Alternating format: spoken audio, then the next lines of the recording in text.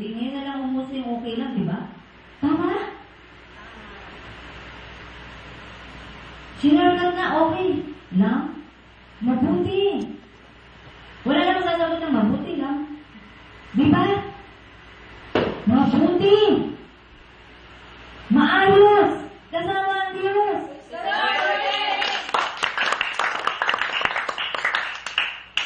Kaya ang pananampalataya ay hindi lang yung gagalaw ang kamay mo, pati yung lalabas sa bibig mo.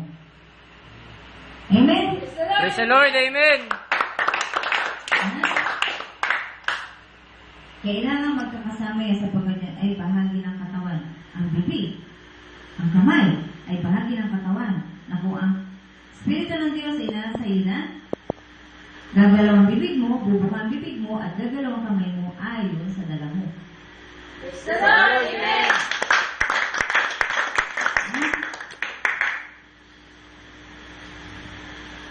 Sino dito ang gumagawa na? Taas ang kamay. Gumagawa na para sa Diyos. Ilan lang? Ilan ang gumagawa para sa Diyos? Sa loob ng tahanan, hindi kayo gumagawa. Itong mga bago, hindi kayo gumagawa sa loob ng tahanan. Ha? Sige. Ganito kasi yan. Hindi tayo nagwawala ng oras ng dito. Nandito tayo, kahit napilitan kayo o pinilipit kayo ng mga umakay sa inyo, sasabihin ko sa inyo na may kabuluhan ang pagpunta niyo dito. Praise the Lord, amen. Ang gagawin ng Diyos ay nagtsatsaga na aralan tayo pare-pareho. Kung hindi ako ay naaralan ng Diyos, hindi ako tatayo dito. Ano gagawin ko dito? Mangangapa ako na sasabihin ko. Manginginig ako na baka walang makinig sa akin. Matatakot ako. Pero dahil inaaralan din ako ng Diyos habang nasasalita sa inyo, tinatanggap ko sa kaisipan ko kung ano ang gustong ipahayag ng Diyos sa atin pare-pareho. Praise the Lord, amen. Kaya pakatandaan na nagsasabing Kristiyano siya, kailangan gumawa siya. Hindi kailangan nakatago ka lang sa loob ng bahay. Mananampalataya ka. I-share mo yung faith mo. Sa pamagitan ng bibig mo, mag-share ka. Gawa yan. Gawa yan. So doon sa mga kabataan dito na nagsishare, gawa yan. Ipinamamahagi ninyo ang kabutihan ng Diyos sa buhay niyo, sa mga kaedad niyo, mga kaklase at mga kaibigan niyo. Gawa yan. Yan ang faith na tinanggap niyo sa Diyos. Iba na gawa niyo na. Amen.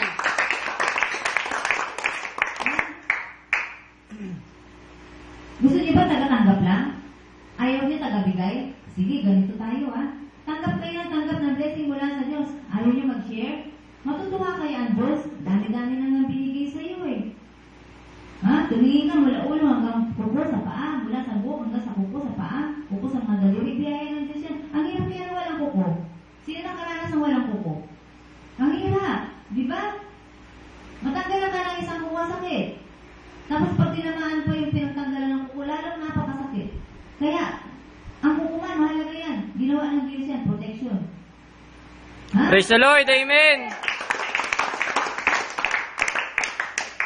Kaya pahalagahan ninyo ang gawa ng Diyos. Gusto niyo tumanggap talaga? Magbibigay ang Diyos. Pero sa mga tinatanggap niyo kagaya ngayon, binibigyan kayo ng Diyos sa salita niya. Meron kayo tainga? Tanggapin niyo. Pakinggan niyo ang ibig sabihin. Pakinggan niyo. At pagkatapos yung pakinggan, yun, gumawa na kayo. Praise the Lord, amen. Gumawa na kayo. Dala na kayo, tatay. Tumulong. Maghugas ang plato. Ayusin ang mga marunong yung damit para kapag lalaban na. Maayos-ayos naman. Iba na nga ang amoy. Hindi pa maayos ang pagkakalagay. Mga kalalakihan? Paano kayo nakaka-contribute sa loob ng bahay? Pagkakait, takbo na sa labas. O hinihintay na matapos ang kainan para wala na siyang hugasan.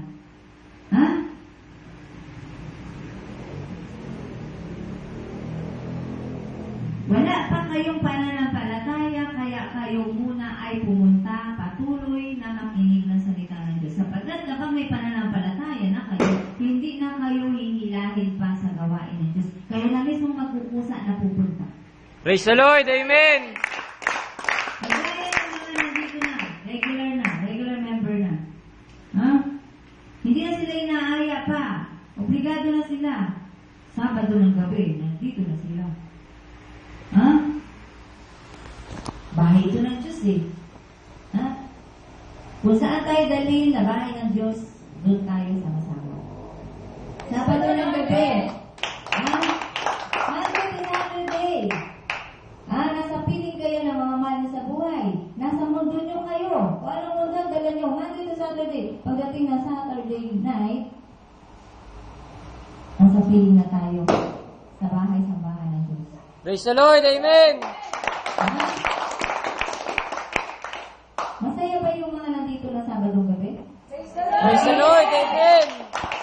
Pwede ko lang matulog pero hindi. Kailangan pa rin matulog. Kahit kalahati na ng gabi. Kasi kailangan mag-prepare para kinabukasan. Ha? Pagsalubong sa piling ng Diyos. Amen? Praise the Lord. Amen. Dahil hindi kayo nasisiyahan, hindi kayo pupunta, di ba? Hindi. Hindi ka gagawa ng isang bagay. Hindi ko gusto, pero marami gumagawa niya. Marami. Ako nga lang eh, sa totoo lang sasabihin ko sa inyo, kapag ako mabili-bili at kinukulit ako ng tindera, titignan ko siya. Sasabihin ko sa kanya, hayaan mo akong mamili. Ha? Hindi yung papasok mo. Ito po, ano po. Hayaan mo yun. Mamili. At saka pag nag-asal na kinausap ka, saka mo siya sagutin. Ha? Hayaan mo siya kung saan mag-ikot-ikot siya doon. Maaaring namamasyalan siya, hindi siya bibili. Pero dahil nagustuhan niya ang treatment mo, sa kanya, bilang siya ay nag-window shopping lang, ako kasi ganun ako. Kapag ang tindera ay approachable, kahit hindi ako bibili, napapabili ako. Kasi gusto ko siyang bigyan ng benta. Alam mo yun? Pero kapag ang tindera, iniangat ko yung paninda niya at nakasimangot na, ay iiwanan ko siya. Ha? Kailangan mo kasi ng benta. Kaya tanggapin mo yung pumasok sa tindahan mo na maayos. O sino dito ang may tindahan? Ha? At kayo naman, ang inyong mga sarili, dala nyo. Ayusin niyo yan. Kapag may lumapit sa inyo, baka yan ay snatcher at holdapper, inisnag mo. Ay magaling siya. Inisnag mo, hindi mo siya tinignan, ay yung kamay nakadukot na pala sa bag mo. Tingnan mo siya.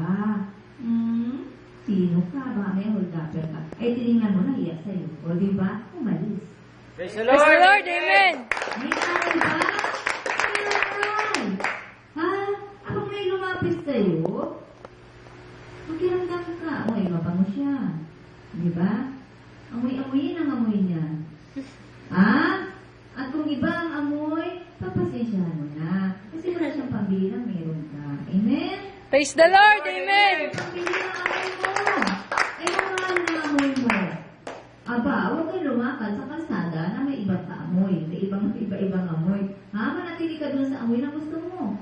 Ha? Sumakay ka sa mga air condition na sasakyan. Para wala kang maamoy na kakaiba. Na ayaw mo. Tama ba? Kung ano ang gusto mo, doon ka. Dito, nandito kayo. Gusto niyo ba rito? Praise the Lord. Amen.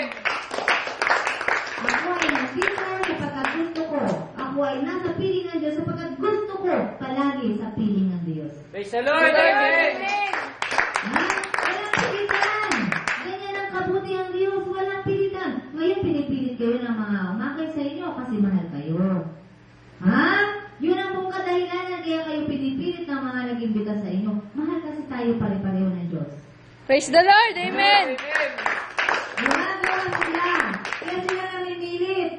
Ha? Tinan mo ang tindera. Gusto nila magkabenta, pipilipitin ka talaga. Napakabagay sa iyo ng kulay na yan kahit very bright, very bright, baliktad. At ikaw ay maitim, tama ba yun? Maitim ka, pasutin ka ng bright color, tama ba yun? Oo, pero gusto niyang bumenta. Naku! Sir, ang gwapo mo dyan talaga. Bagay na bagay sa'yo. Ha? Kahit ang tema ng damit, pag sinuot, hanger ka na kasi sobrang payat. Di ba? Pag sinabi ng customer, bagay ba't sa akin?